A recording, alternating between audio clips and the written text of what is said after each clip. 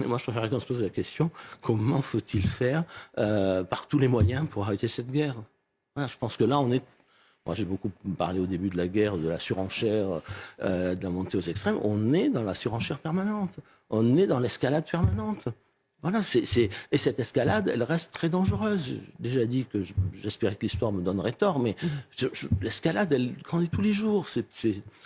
On peut aider les Ukrainiens. La meilleure façon de les aider, c'est que cette guerre s'arrête. Voilà. Mais pas à n'importe quel prix. Mais ça ne veut rien dire à n'importe quel prix. Non, mais est-ce qu'il faut céder les territoires occupés par les Russes? C'est comme une question extrêmement concrète. Les Ukrainiens, mais ça se négocie aussi. Excusez-moi, ça se négocie aussi. Vous savez, quand on a arrêté la guerre de 71, 1871, on a cédé l'Alsace et une partie de la Lorraine. Bon, on l'a récupéré. On a vu le résultat. Mais, oui, mais à quel prix? Si on ne l'avait pas fait, c'était quoi? Ce que faisaient les Allemands, ils occupaient la moitié de la France.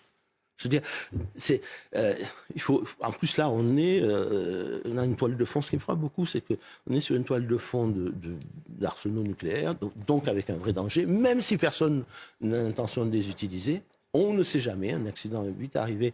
Et puis, dans la guerre, encore une fois, on est amené à faire des choses qu'on pensait ne jamais devoir faire. Ne jamais vouloir faire. Bon, pour refaire toute l'histoire des guerres, y compris la dernière guerre mondiale. Donc, si vous voulez, il me semble qu'aujourd'hui, on est tellement convaincus que ça n'arrivera pas qu'on a l'impression de pouvoir tout se permettre. Eh bien non, il ne faut pas tout se permettre, il faut réfléchir.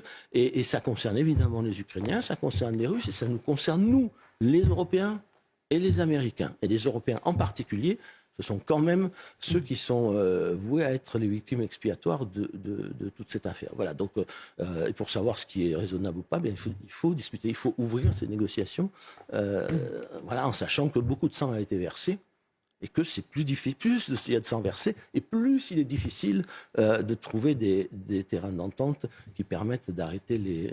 Un tout dernier mot, vous vouliez...